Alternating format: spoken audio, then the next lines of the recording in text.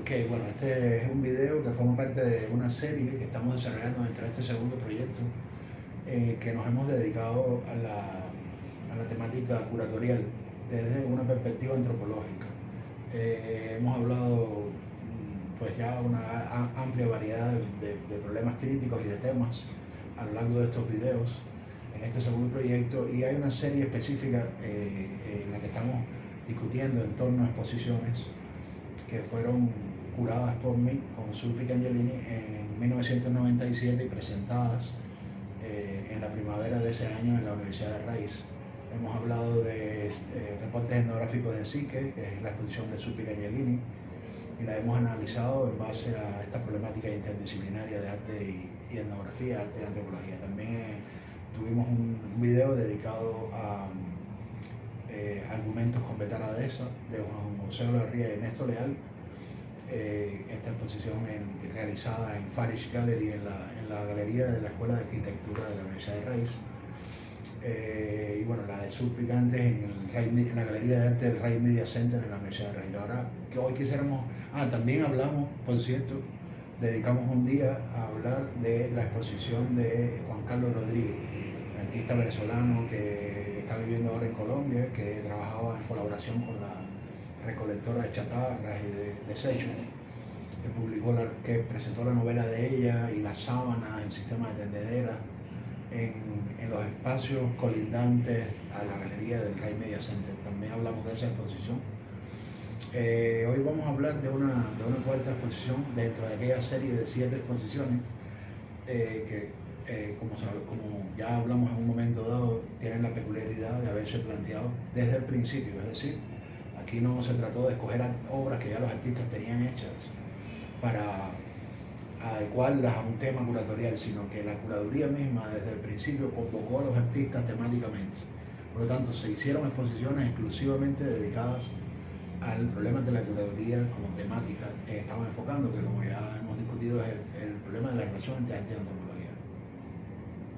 Hemos ido viendo la diversidad de perspectivas, la perspectiva de Sulpica Angelini, con esta cuestión junguiana, el trabajo del tema griego, imbricado con el problema de la subjetividad migratoria, el uso de objetos íntimos personales, su familia armenia, las cajas con espejos, el uso del collage. En el caso de Juan José Olavarría y Ernesto Leal en la Escuela de Arquitectura, toda esta cuestión del anacronismo surrealista, la dedicación al tema de Houston, como modo de ponerse a sí mismo en la situación del antropólogo que va a una cultura desconocida. En este caso, bueno, que ellos trabajaron el tema de los hermanos Allen y otros temas tejanos como la cuestión de los cosmonautas y el turismo en Texas y otros temas. También en el caso de Juan Carlos Rodríguez vimos la temática de los barrios pobres, la evocación del mundo de lavar la ropa en los barrios, y el trabajo de él en colaboración con la recolectora de lata. Hoy quisiéramos hablar de una exposición en particular que se puso en el Sculpture Core del Backyard Seawall Hall, o sea, entre la Facultad de Arte y la Facultad de Ciencias Sociales hay un patio atrás que usualmente se utiliza para exponer esculturas, que fue asignado para esta muestra. Fue una exposición dedicada al tema de los mercados populares urbanos en Venezuela. Es un tema que en este libro, en este proyecto de videolibro que Alex y yo estamos desarrollando, ya lo tratamos incluso en el primer capítulo, pero en aquel capítulo lo vimos desde la perspectiva directa, pues del trabajo de campo o de la experiencia urbana directa en esos mercados. En este caso lo vamos a abordar a través de una curaduría, es decir, ya no de forma directa, sino a través de cómo fue representado en una puesta en escena, pues museografiada, para un espectador que va a recorrerla. Sabemos que este proyecto tiene un origen en el Museo de Arte Visual Alejandro Otero, cuando yo estuve allá de curador, que me dieron este tema para hacer una exposición. Fue ahí donde se originó la experiencia. Pero bueno, finalmente en esta curaduría que hicimos en la Universidad de Rice, pues hubo la posibilidad de insertar un resultado de lo que fue aquel trabajo de investigación sobre los mercados populares, y yo hice una muestra en colaboración con un escenógrafo venezolano que ha trabajado previamente para el Teatro Cabrujas haciendo escenografía, para el Teresa Carreño, que tiene mucha experiencia también en en diseños interiores y él trabajó conmigo y con su esposa Eliza, una productora teatral, en la producción de esta especie de museo antropológico de los mercados populares, que en realidad así lo entendí yo, como una especie de museo antropológico de los mercados populares urbanos. Pues obviamente un museo de antropología habitualmente, cuando despliega una representación cultural de una cultura determinada, ofrece habitualmente elementos del contexto, pone mapas del pueblo, de la comunidad, en la cual se emplaza la cultura que va a ser museográficamente representada, y luego puede ser que ponga vitrinas o artefactos iluminados, determinadas artesanías, objetos de esa cultura, y puede desplegar también ciertas tipografías sobre paredes, hablando de la cultura. La idea de esta exposición fue, de alguna manera, ampliar las posibilidades de los modos de hacer antropología museográfica o curatorial, y moviéndonos más allá, pues obviamente sin eludir estos recursos que habitualmente se utilizan en el Museo de Antropología, pero ampliando o enriqueciendo sus posibilidades a más alternativas, ¿no? Esto es un problema que tiene que ver con, que lo hemos hablado en este proyecto Alex y yo con bastante recurrencia, que es el tema de cómo producir antropología, cómo producir conocimiento antropológico, que no siempre tiene que ser el libro, como el libro monográfico, digamos, ¿no? como modo de hacer antropología. No siempre tiene que ser el libro de autor, basado en ensayos, en la escritura de una temática determinada, sino que pueden ser otros los medios a través de los cuales se hace antropología. Hemos hablado de la importancia que tiene en el campo de la antropología hacer antropología a través de proyectos curatoriales y museográficos. Así como, bueno, sabemos, hay festivales de antropología, por ejemplo, fílmica, ¿no? O sea, donde la obra del antropólogo son películas, propiamente dicho, ¿no? Bueno, ahí es donde quería llegar, porque la cuestión, digamos, del museo propiamente dicho, es como atemporal. O sea, no hay tiempo. Claro, hay tiempo, pero no hay una dinámica dentro de la secuencia histórica, sino es el objeto en sí que se enseña en un momento dado, en una fecha dada, etcétera, etcétera, donde se explica cómo funcionaba esta sociedad o este grupo étnico o esta, llamémoslo horda, aunque no me gusta, pero bueno. Entonces, está como estatizado, mientras que si uno podría, el caso que yo tuve, por ejemplo, en México, cuando estaba haciendo la pasantía con Luis Felipe Bate, él tenía un taller de conocimiento y producción de artefactos líticos. Y había una cierta dinámica, ¿no es cierto? No había una dinámica donde no era nada, o sea, no existía la temporalidad. Existía el tiempo corriendo real de un periodo a otro periodo que se iba hilachando con otro. Es decir, tú veías todo un proceso, según Morgan, evolutivo. ¿Okay? Lo cual era interesante porque tú veías las diferencias, por ejemplo, morfológicas de las puntas, que tenían que ver con la forma de técnicas de caza, con la forma de cómo se distribuían las partes de las presas a través de la morfología de los artefactos, etcétera, etcétera. Ahora, llevado a eso también, a la museografía sería interesante llevar esa experiencia que yo tuve, por ejemplo, en estos talleres, a la museografía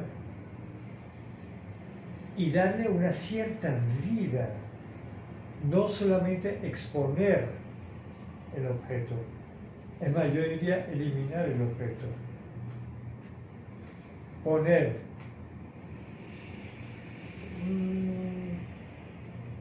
un objeto, ok, valga la redundancia, pero en forma de fotografía, con una serie de datos, pero al lado serían micro grupitos que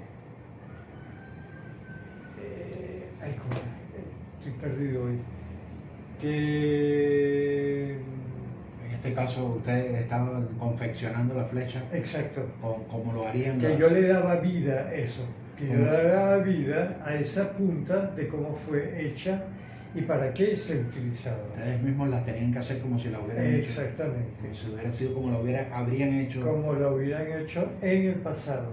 Solamente había una limitante, que no teníamos las carteras, ¿no? De materia prima, en materia bruta, donde tú agarras un núcleo tal de obsidiana o de cuarzo o de sílex, etcétera, etcétera. Ya las teníamos y estaban dentro del laboratorio y ahí empezamos a trabajarla, ¿no? Entonces, romper ese esquema sería para la museografía para un gran avance.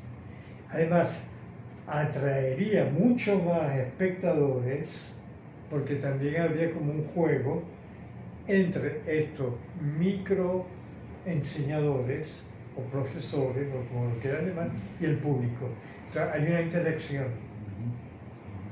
Es más, puede salirse también del guión, ¿no? Y vuelves otra vez adentro. Claro. Bueno, yo lo voy a narrar muy, muy descriptivamente y de forma rápida, para no aburrir. Dos exposiciones que han sido hechas un poco con ese criterio, aunque no es propiamente una cuestión arqueológica tradicional, pero digamos, en este caso se trata de temas más bien urbanos, ¿no? Porque son más contemporáneos, pero donde está planteado este problema desde el punto de vista escénico. Una es el mercado, esta obra sobre los mercados populares urbanos, que se la quiero describir a continuación, y la otra es un proyecto que yo hice en conjunto con Quetzil, este antropólogo estadounidense de descendencia guatemalteca, que yo le he hablado otras veces de él, que está haciendo trabajo de campo en Yucatán, en el mundo maya. Él me invitó al Lake Forest College en el año 99, la Facultad de Sociología y Antropología, para dar una conferencia y para que trabajáramos juntos en una curaduría y museografía en el Instituto de Arte del College. Nos dieron una galería grande de allí para que hiciéramos una curaduría que incluía exponer arte de artesanos mayas que venían directamente de allí, de las comunidades mayas de Yucatán, específicamente de Chichén Itzá, y exponer un poco también, además de exponer las obras de los artistas mayas, exponer un poco también algo sobre la antropología quetzil en ese ambiente, ¿no? Claro. Entonces, le voy a narrar las dos experiencias muy, muy rápidamente. El mercado. Sí. Lo que yo quería era no nada más específicamente en lo que es este trabajo al cual yo participé en la pasantía, sino es como dar una idea de que todo esto tú puedes reproducirlo en cualquier ambiente y en cualquier tipo de estudio que tú quieras hacer. En el arte, por ejemplo, tienes trabajo artístico en arena, hay una participación, o el mercado específicamente. Hay una interacción entre lo que es el mercader y el comprador, y tú vas viendo cómo se va distribuyendo las mercancías, cómo se van comprando, cómo son las técnicas de comercialización entre el comprador y el otro, y, en fin.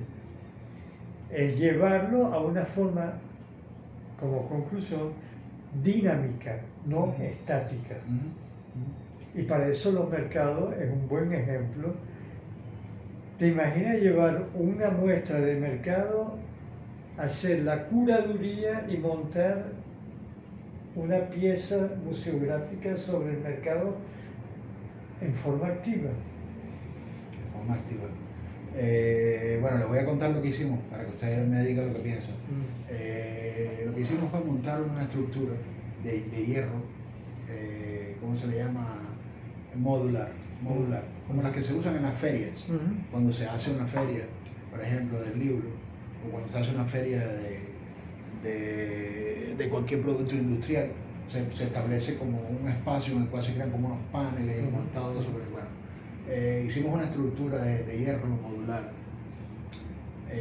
para poder presentar allí este museo de antropología del mercado.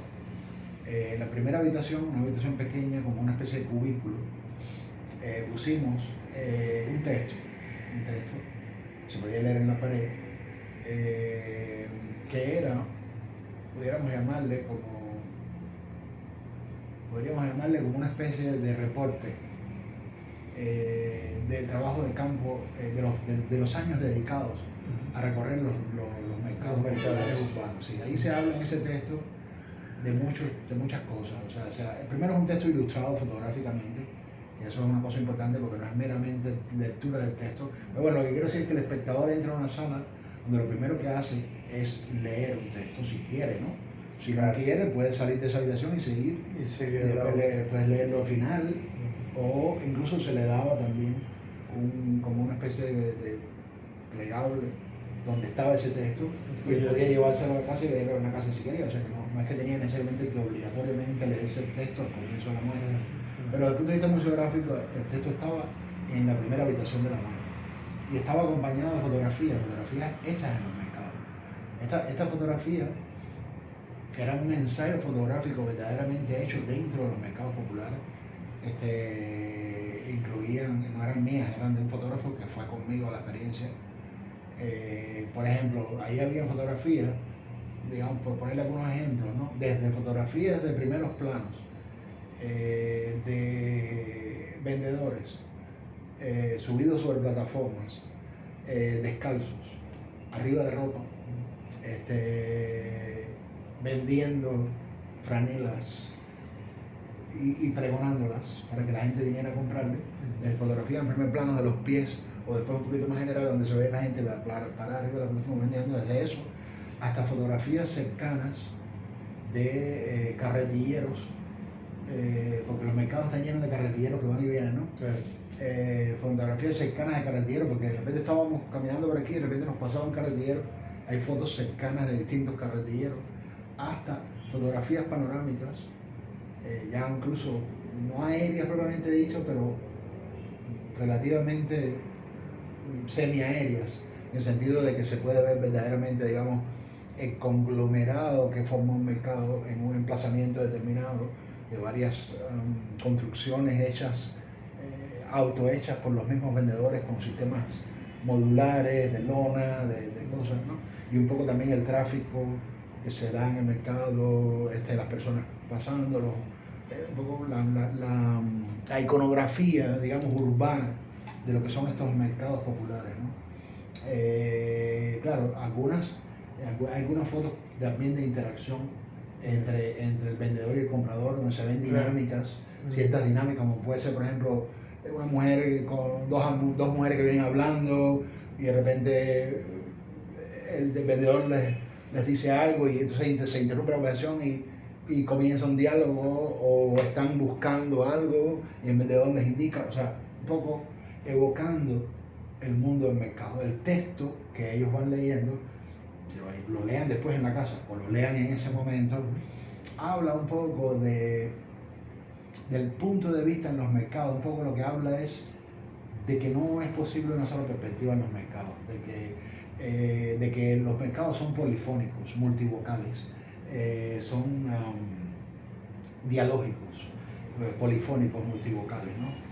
Muchas voces, que de alguna manera rompen la idea de totalidad representacional,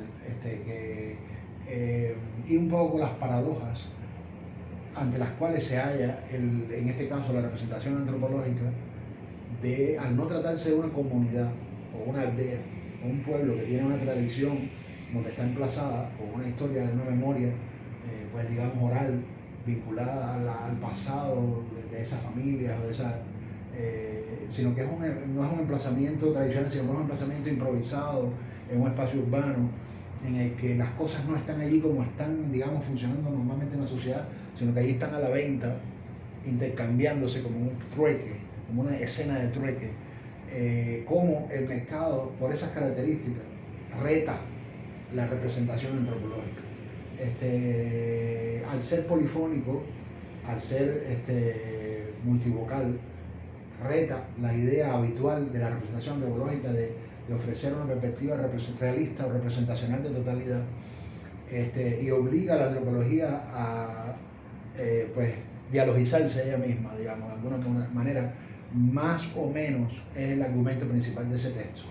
Después entonces, cuando el espectador sale de ese texto y entra a lo que podría ser lo que era de hecho la primera sala, tiene a la derecha, contra las paredes, unas bolsas de nylon, este escenógrafo fue el que me ayudó a hacer, unas bolsas de nylon,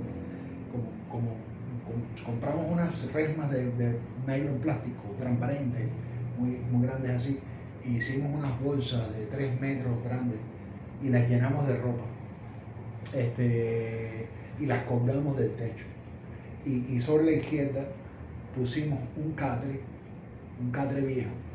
En esto me ayudó mucho Eliza. ¿Qué pasa con el instrumento del escenógrafo y la teatróloga, ¿no? y la productora de teatro? Cuando tú trabajas con un museógrafo, el museógrafo se guía mucho por criterios de diseño composicional, ¿no? Tú tienes que dar los elementos y él compone con eso. Pero en el caso del escenógrafo, el escenógrafo está más habituado, vamos a decirlo así.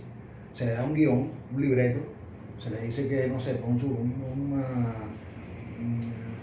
prostíbulo del siglo XIV en la calle medieval, por ejemplo, que era una obra de Cabruja. Sí, entonces el escenógrafo tiene que ir y buscar las lamparitas que usaban y los tipos de cosas, los tipos de mantelitos que tenían los burdeles medievales de la cultura popular, imaginarse cómo es que y recrearlo, ¿no? Entonces, por eso es que yo aquí un poco traté de fusionar la idea del escenógrafo y la idea del museógrafo. Entonces, que Eliza que hacía, estábamos en el mercado haciendo el trabajo de campo y de repente llegábamos a un lugar donde había un vendedor, un yerbatero que se lo encontraba, y él se encontraba un banquito de maderita así, viejito, en el cual el tipo estaba sentado, ¿no? Y entonces ella le decía, oye, amigo, pana, déjame ver ese bancón de ese banquito, ¿de dónde lo sacaste? No, este es de mi abuelo, este no sé qué, no me cuenta. Pero, ¿cómo, y esto, con qué madera tú hiciste eso? No, yo ni siquiera, porque eso es una cosa que estaba rota, que coño, tú me lo podrías dar o me podrías ayudar a conseguir un banquito igual a ese, ¿no? Entonces, de esa manera, ella iba encontrando ciertos artefactos que eran muy propios del lugar.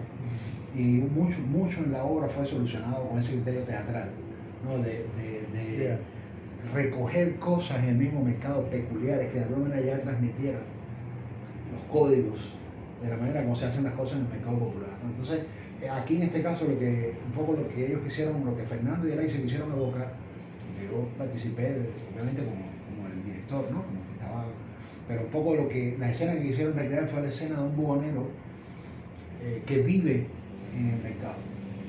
No es que sea propiamente un mendigo, pero es una persona que lleva una vida bastante informal porque amanece de repente en el lugar, ¿no? Entonces tiene que llevarse consigo el lugar donde va a dormir, un cepillo de dientes, ciertos elementos, ¿no? Y fusionar un ambiente de vida con un ambiente de puesta en escena del mercado. Era de todas las salas, pues digamos la más pobre, ¿no? La que evocaba un poco más el mercado popular en ciertas escenas de pobreza, en la hollada, en ciertos lugares en aquella época. Hoy en día ya eso no existe, pero en aquella época sí te encontrabas al vendedor que vive casi allí, ¿no? Y esa fue un poco la escena que se evocó ahí. Se puso un catre, un termo de café donde él tomaba su café, y se puso, bueno, la mercancía que él vendía. También, por ejemplo, en este caso se recreaban determinadas cosas que bien tienen que ver más con la suerte para la venta, con el tener suerte en la venta, ¿no? Entonces de repente tenía un altarcito, determinados objetos que él utilizaba para rezar o para estar, que le dieran suerte, como amuletos y cosas que le dieran suerte en la venta. Esa es la primera habitación. Después cuando salían de esa habitación, el espectador salía de esa habitación, entraba a una habitación así que estaba a la izquierda, que era para mí la que más me gustó de la obra, que era inspirada completamente en el mundo de los vendedores de hierbas medicinales, los curanderos, los hierbateros, como dicen aquí. Aquí sí se hizo un trabajo, se trajo de hecho una mesa de madera que nos dio uno de estos hierbateros en uno de estos mercados populares, que parecía intacta como las que ellos usan, ¿no? Se hicieron unas estanterías grandes y se reprodujo exactamente como ellos ponen los frasquitos con las esencias. O sea, que ellos mezclan la venta de las hierbas con la religión. O sea, ellos ahí tienen estampillas religiosas mezcladas con ventas de plantas. Se hizo una reconstrucción verdaderamente muy impresionante, porque aquí Fernando se lució mucho con su conocimiento escenográfico, ¿no? Colgaba cosas, frasquitos, vainas, se trajo figuritas de yeso que las encontraron en los mercados de Enero Primero, de María Leoncia. Ahí se mezclan los santos afrocristianos con los cristianos y con los indígenas también. Habían cachicamo, chimó, muy interesante esta parte. El espacio con hierba colgando, era como si estuvieras prácticamente adentro de una tienda de un hierbatero, prácticamente. Lo único que había ahí diferente es que eso estaba en una puesta en escena, en un museo antropológico, y que no había ahí un vendedor propiamente dicho. Pero nosotros hicimos una cosa, que es que nosotros grabamos en los mercados. Fuimos a los mercados también. Bueno, ahí está la dinámica. Sí, lo que hablaba usted de la dinámica. Grabábamos audio en los mercados, que los mercados son muy sonoros. Te suena todo, te suena la gente, lo que dicen, las voces, los animales, las gallinas. O sea, los mercados suenan mucho, tienen muchos guindalejos, cosas que suenan, ¿no? Sí. Entonces, cogimos esas grabaciones y las llevamos con un Felipe, un experto en grabaciones de audio y eso, nos hizo una edición de sonido, y entonces todo el recorrido museográfico tenía la banda sonora de la sonoridad de los mercados. O sea que aún era más como si estuvieras verdaderamente en un mercado, ¿no? Después que terminaba, y bueno, también está el elemento museográfico, digamos, que interviene a lo largo de toda la obra, que es el texto, ¿no? Claro. O sea, está el texto al principio, porque es el general, pero todos estos cubículos tenían sus textos también museográficos. O sea, aquí había un texto sobre los hierbateros y en el otro anterior sobre los buhoneros, ¿no? Luego entonces venía una parte que era más bien, como decir, otra sala, como una recreación en torno al mundo de los... En Cuba se le dice quincalleros, yo creo que aquí se le dice, o sea, es bisutería, es como la gente que vende hebillitas, cositas para ponerse, mucho colorín,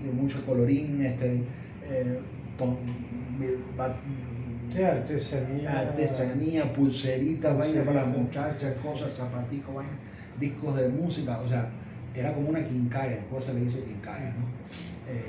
Se suspendió una estructura, así como del techo, se suspendió una estructura y se le empezaron a colgar ahí las cosas. Y se hizo una transformación prácticamente como si estuvieras dentro de un... O sea, aquí era lo espiritual, lo religioso, aquí era el cuerpo, lo sensual, lo erótico, las falditas, las hebillitas, la estética, la belleza, la vanidad, toda esa bisutería superficial, ultra barroca, en colorines de la estridencia, incluso la música también. Ahí era donde entraba también la música, porque aparte, digamos, un poco más moderna, ¿no? de la vida más juvenil también. Luego entonces había una última parte que estaba dedicada al mundo de los vendedores móviles. O sea, no que tú llegas a un lugar donde ellos están allí situados, sino que más bien ellos vienen a ti. O vienen a ti a la casa o vienen a ti allí en el mercado, ¿no? Vendedores de sopa, vendedores de chicha, carretilleros, más bien vendedores de cosas móviles. Entonces esta era una sala que estaba estructurada en base a cubículos, ¿no? Entonces, el vendedor de chicha, el vendedor de sopa, el vendedor de... ¿no? Esta fue trabajada la obra está hecha con materiales todos traídos del mercado. Sacos de yute, sacos sintéticos que se utilizan en los mercados. Okay. Luego, además, la obra también tenía un área que podríamos decir que era como el comienzo, que no era sobre ningún, sino que era general. La obra tenía un área que era como una especie de, ¿cómo pudiéramos llamarle a eso? Como cuando tú en el libro de antropología hablas de la escena del trabajo de campo y de ver las fotografías del antropólogo interactuando, había un área así, donde estábamos nosotros interactuando con los vendedores, pues aparecíamos nosotros interactuando con los vendedores con sus nombres, o sea, ustedes hacían parte del trueque. Sí. Del trueque, pero en este caso el trueque para la representación antropológica, ¿no? Claro. O sea, ahí estábamos con distintos vendedores que conocimos a lo largo de la experiencia, pero fueron 2 años yendo a los mercados y haciendo trabajo. 2 años yendo, haciendo fotografía, conociendo vendedores, recopilando materiales, y después como 6 meses preparando la museografía. Entonces, bueno, esta es la experiencia que se hizo. O sea que ya, esta vendría a ser la cuarta que discutimos. La primera fue la de Surpi, sí, que se fue en la dirección personal de su autobiografía, su vida como migrante, los abuelos armenios, su vida allá en Texas siendo venezolana desde muy joven, los regalos de las amigas tejanas, el tema griego, de Psique y de Eros, las postales, con las sedas y los poemas, los cabellos recolectados, las cajas con los espejos y los collages, temas, la cosa junguiana, ¿no? Del arquetipo, sí, todo eso que ya vimos. Pero que se mantiene más dentro del aspecto que va hacia la cultura a través de la psicología, como decía usted, de la experiencia de la persona. Luego está la de Juan José y Ernesto Leal, Juan José Olavarría y Ernesto Leal, en la Facultad de Arquitectura, que hemos hablado de esta cosa anacrónica, surrealista, y que bueno, estuvimos viendo con el ejemplo de Buñuel y todos los ejemplos que usted puso, cómo funciona aquí la ironía, la parodia. Eso también lo estuvimos analizando. Luego la tercera que vimos fue la de Juan Carlos Rodríguez, sí, y el barrio con las sábanas y todo eso. Y esta es la cuarta. Esta es bastante interesante, porque en el aspecto de la temporalidad es la más dinámica. O sea, temporalidad, movimiento, participación, intercambio, puesta en escena. Hay una reproducción fidedigna, entre comillas, más realista de la realidad y lo que puede ser modificado a través de la curaduría y la museografía. Porque hay ciertos aspectos, depende de los curadores y de los museógrafos, que están bañados de ideología, que no sé qué, no sé cuánto, bla, bla, bla, bla, bla. Pero aquí se ve que están interactuando prácticamente el universo de una cotidianidad donde a la cual estás completamente sumergida. Claro, existe, también hay que tomar en cuenta cómo se ejercen las diferentes culturas, cómo interactúa una cultura en un país como turista y qué puede aprender el turista de esa cultura o llevarla, intercambiarlo con su propia cultura de lo aprendido en X país. Pero me parece... Nosotros tuvimos una estudiante que vino de la Universidad de Houston, una estudiante de antropología que vino a ver esta exposición, y ella nos dijo que cuando ella recorrió este mercado, le recordó, ella es guatemalteca, no venezolana, pero le recordó mucho su niñez cuando ella iba con su abuelita a los mercados populares en Guatemala. Claro. Es una estudiante que lleva mucho tiempo viviendo en Estados Unidos, pero de origen guatemalteco. Ella nos dijo eso y nos impresionó mucho porque ella decía que era casi como si hubiera ido con su abuela a los mercados. Esto es lo que es la temporalidad y la continuidad de los fenómenos a través de la historia. Y también, claro, está toda la parte psicológica trabajando, que eso, bueno, en este capítulo no, porque ya lo trabajamos en el otro, pero Claro. está presente también. Sí.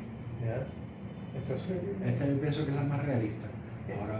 Ahora que la narré me doy cuenta que es bastante realista. es muy Es realista. bastante realista. Eso es lo que yo siempre he tratado de intercambiar con ideas para que se realizaran o para que hicieran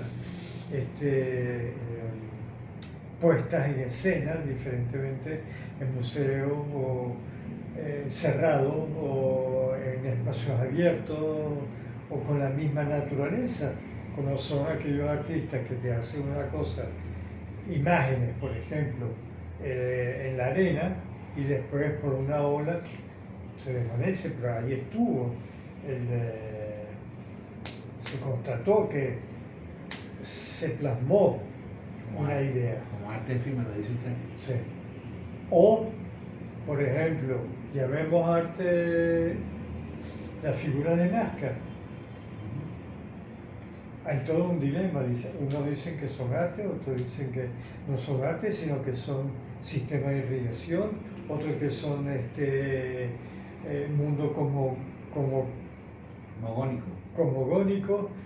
O sea, hay muchas interpretaciones, pero el hecho es que para que surgiera estas cosas o esta figura, tuvo que haber por detrás una concepción cosmogónica y que tenía que ver también un poco con los ciclos de vida de lo que era la sociedad incaica. Entonces los mercados funcionan así. Claro. ¿No? Un poco eso cuando tú me dices que pasa de una sala, pasas a otra, yo veo como una continuidad. Lo que hubiera hecho yo como curador, no, como museógrafo, era poner toda la bibliografía al final de la exposición. Una sinopsis al principio y ya al final una explicación más o menos detallada de cómo funciona la primera sala, la segunda sala, qué se ve, etcétera. Claro. O sea, eso que... Ok, la otra exposición que le quería comentar, porque de alguna manera hace un paralelo, ¿no? Es muy diferente, porque en este caso se trataba de artesanos mayas, directamente. O sea, artesanos mayas que hacen batiks, que le llaman, que son como unos tapices que pintan, y hacen también tallas en madera. Ellos lo que hacen son estos iconos mayas, de los códices, o sea, las máscaras mayas, todo lo que es la cultura tradicional maya.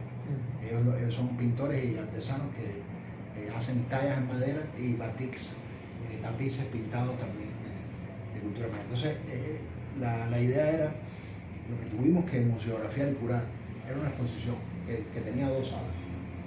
En una sala expusimos las obras de los artesanos mayas. Por ejemplo, había una que era una canoa en madera, con remadores mayas, hecha por uno de estos artesanos, ¿no? O sea, le pusimos un pedestal así, pusimos la canoa grande con los remadores y le dedicamos una área de la sala bien iluminada exclusivamente a esa pieza. Había otra que eran tapices mayas que los pusimos en las paredes y había muchos como pedestalitos con esculturitas de tallas de madera, ¿no? Maya. Todo un trabajo de iluminación. Porque la galería de la Escuela de Arte del college de allí de Lake Forest en Illinois tenía como, tú venías subiendo así por las escaleras y no era una sola galería, sino que tenía una galería que entraba, era una sola galería porque era una sola galería, pero tenía como dos áreas. O sea, una galería que se entraba aquí, que era la más grande, y otra más pequeña que se entraba aquí.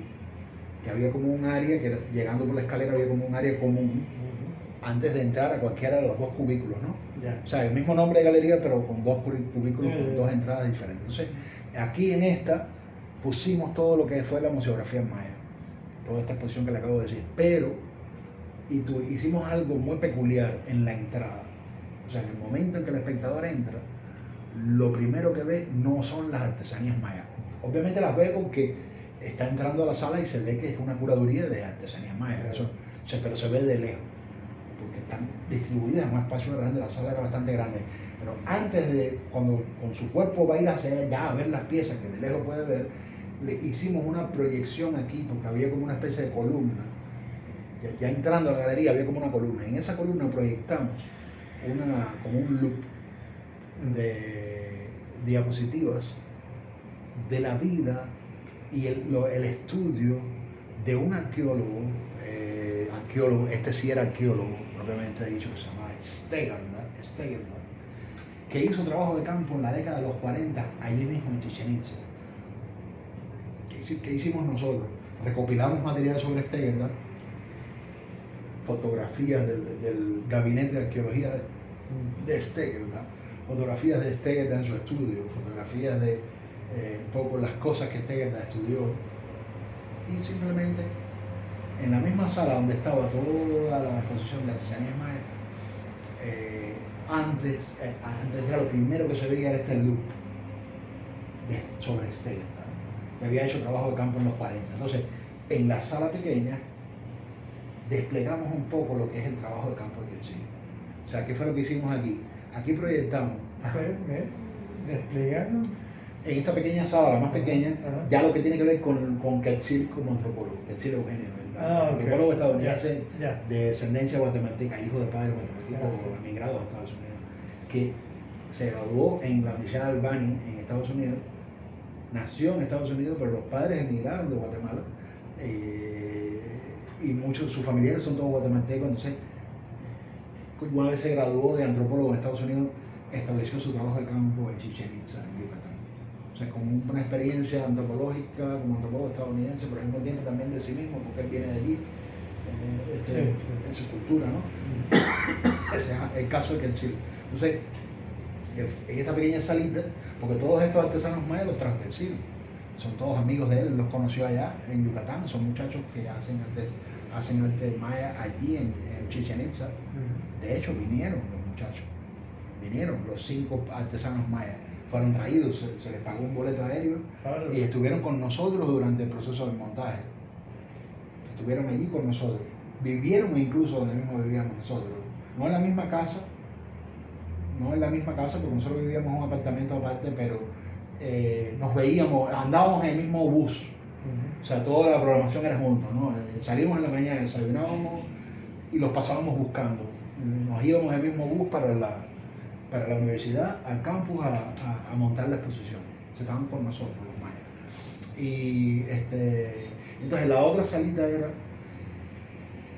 más bien Quetzil. O sea, ¿qué fue lo que pusimos allá? Aquí lo que pusimos fue, en una pared proyectamos un video continuo, un loop de video continuo, donde está Quetzil, allí en Chichén Itzá, en la casa de los artesanos mayas. O sea, están los artesanos, por ejemplo, hay una escena así de un bohío tradicional maya, está el artesano con una máscara de pie, una máscara de madera grande que está tallándolo. Entonces está la mujer del artesano al lado, sirviendo un café o hablando, y está Quetzil sentado con él, hablando, preguntando, están intercambiando, se ríen, están allí, in situ, en el lugar donde los artistas mayas están haciendo sus piezas, ¿no?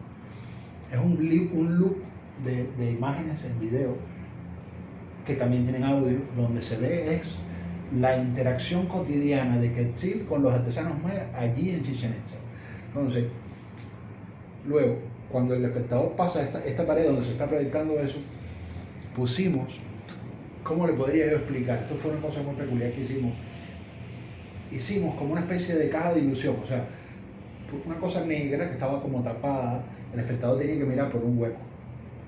tenía que mirar por un hueco. Entonces cuando miraba un hueco, lo que recreamos allá adentro fue la escena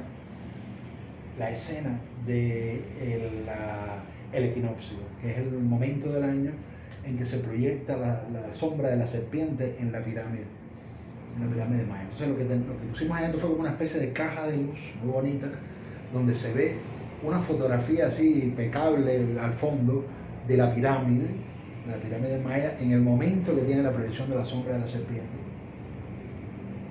Y le pusimos, a ver, el espectador tenía que mirarlo así, ¿no? Como una cosa misteriosa. Y le pusimos adelante como un cambio de imágenes, como una sucesión de imágenes, donde está la pirámide sola, pero hay momentos en que de repente ahí entran personas que vienen del turismo, o entran los artesanos mayas, ¿no?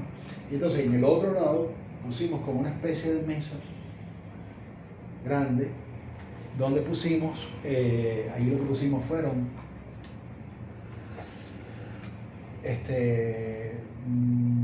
libros de Quetzil, pero no libros publicados, sino material vivo antropológico, o sea, cosas que él está escribiendo, material que está recolectando, o sea, cosas de la escena del antropólogo, vamos a decirle así, ¿no? Esa fue la exposición. Se llamó, con el nombre de este arte, se llamó Art Piste. El pueblo se llama Piste, el pueblo de estos artesanos. Se llamó Arte de Piste, se llamó la exposición. Son las dos experiencias que yo he tenido haciendo antropología a través de la curaduría. Interdisciplinarias de arte y antropología. Ajá. Tomando como columna vertebral, me imagino que ahí había también como el concepto de mercado, de intercambio de... También es verdad, tienes razón, sí. En el caso de esta experiencia que sí, es muy importante el componente de mercado, porque estos artesanos en realidad venden eso. Claro, viven de eso. Ajá. Y es muy importante la escena del mercado, sí. Aunque no pusimos el acento en el mercado, en esta exposición, la escena de la cual parte todo esto está muy vinculada a los mercados sí. Turísticos de Chichén Itzá, ¿sí? Definitivamente, de acuerdo. Eso yo diría que es crucial. Mira que es la columna vertebral, porque hay un denominador con el anterior. Sí. Solamente sí. Que el anterior es... una representación del mercado. Exacto. Y en este caso es más, bueno, también, pero no es una representación. Sí, bueno, es que depende. Es en las obras mismas que ellos hacen. Las obras mismas que ellos hacen. Mientras que el mercado es mucho más variado, las mercancías, aquí no.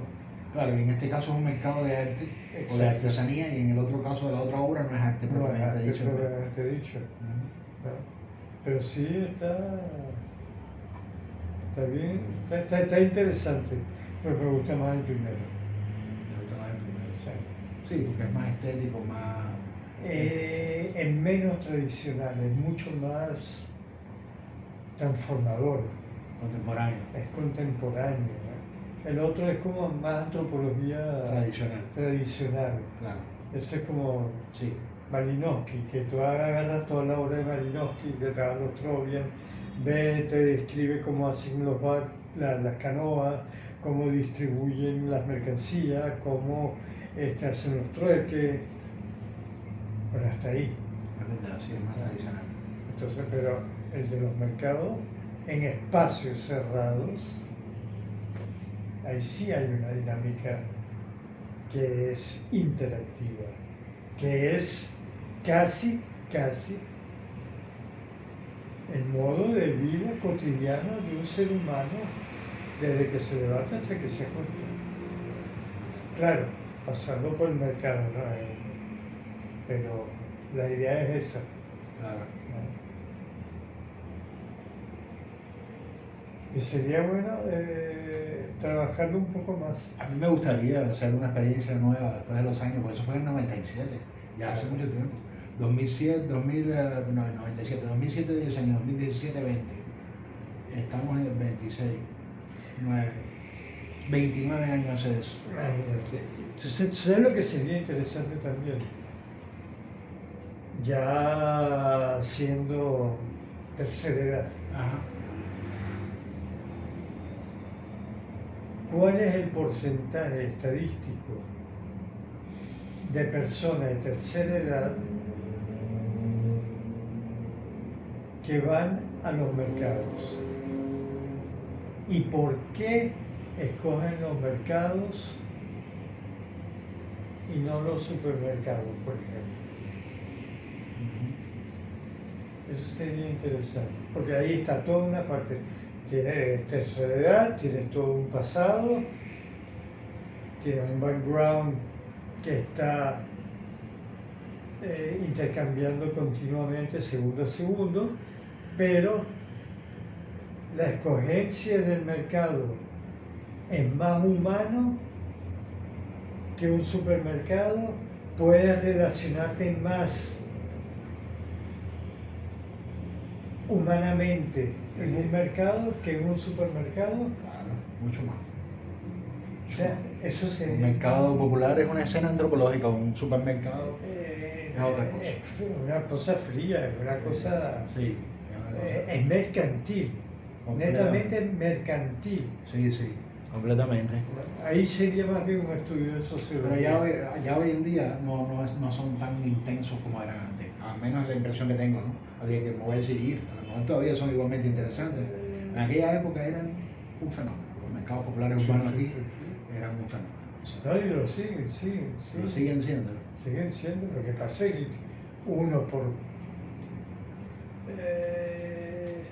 su zona de comodidad no se desplaza ya a un mercado, a menos que vivas dentro de una zona que tenga un mercado cerca, como un habitante de Chacao que tiene el mercado de Chacao. Claro. ¿No? Sí. Entonces ahí se vuelve más fácil. Claro. Pero para alguien que, coño, que yo tengo que ir a Chacao viviendo en la Florida, no tengo carro, transportarme toda la mercancía, o sea, ya necesito toda una infraestructura para poder movilizar y traerme las cosas. ¿Hasta qué punto en esos mercados realmente se consiguen las cosas más baratas? ¿Hasta qué punto? Esa es otra buena pregunta. Porque se supone que debería uno encontrar allí cosas más económicas. Debería, pero ¿qué pasa? Ellos alquilan los espacios, pagan las luces, pagan salario, pagan impuestos, o sea. Claro, tienen que cobrarlo, Tienen que ponerlo de precio. Exactamente. Y no sé hasta qué punto, que sería interesante ver si el mercado puede ser un poco más caro que el supermercado. Quizás no sea, en algunas cosas. En algunas cosas. Pero también puede ser que se consigan determinadas cosas que no se consiguen en un supermercado jamás. Digo yo, no sé, a no ser que un supermercado como Mi Negocio o algo así, pero incluso creo que ni ahí se. Hay cosas que se consiguen en los mercados estos populares que no se consiguen en ningún lado. Sí, pero espérate, por ejemplo, tú tienes estos puestos de venta de hortalizas, Ajá. como el que está aquí arriba. Sí, la feria. La feria. Ellos tienen buenos precios. Y buenos precios y buenos productos. Y buenos productos. Claro, la calidad. Tienen aceite de oliva, por ejemplo. El aceite de oliva tú lo consigues solamente o en el mercado o en los súper, pero a unos precios que tú dices, coño. Ahí ellos compiten. Y para ellos subsistir tienen que bajar un poco. Claro. Y atraer clientela. Sí. Tienen toda una estrategia de marketing. Claro. Y los gastos, los costos de ellos son quizás un poco menores y por eso los precios son más atractivos. Claro. ¿No? Que eso sería bueno preguntar. Por ejemplo, te vas a un supermercado, escogemos dos, Lubebra o tres, Lubebra, Plaza y Luz, que son los más. Después diferentes puestos de hortalizas. El que está en el Libertador, en la esquina, en las acacias, y otro que está hacia la Candelaria. Empezar a comparar, empezar a ver, pero claro, eso ya es un trabajo de campo también. Claro, así es. Y ahí habría que moverse y, bueno, Claro. sacrificar ciertas producciones intelectuales. Claro, eh, sí. Así es, así es. Desde el punto de vista de la cultura material sí. y de la cultura visual, no hay competencia ninguna. O sea, los mercados populares urbanos son,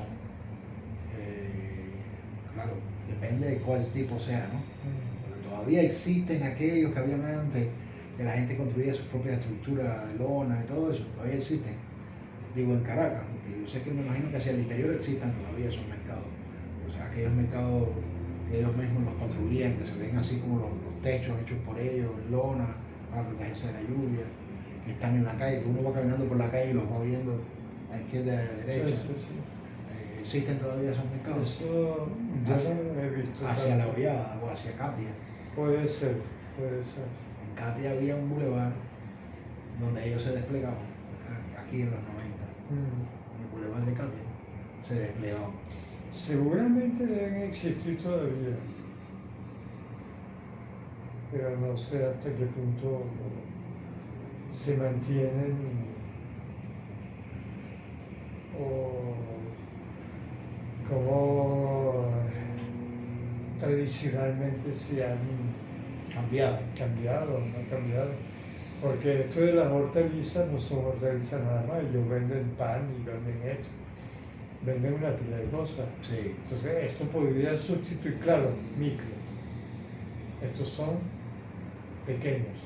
Claro. Esto no tiene nada que ver, por ejemplo, con Quinta Crespo o con... Que todavía existe Quinta Sí. Crespo. Todavía existe. Todavía existe. Y venden.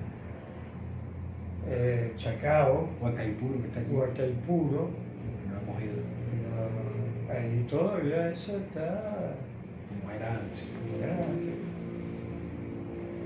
Sería bueno echar Sí, entrar por lo menos. entrar, echar una Hace mucho miradita. tiempo que- Además, con el celular ahora todo tic. ¿Verdad que sí? No te haces notar, no. ¿Verdad que sí? En aquella época no existía el celular. No. Había que Antes tirar. tenías que ir con la cámara y con el todo el mundo. ¡Ah! No podía ni hacer la foto uno mismo, necesitaba un fotógrafo. Exacto. Ahorita lo puede hacer uno mismo. Lo hace uno mismo. Claro. Además, tú tienes filtro, tienes esto, tienes aquello. Se lo pide a Carmen que no. Claro. En fin. Pero bueno. Está bastante interesante. Bueno, ya vimos las cuentas. Paramos aquí. Yo creo porque Sí, listo.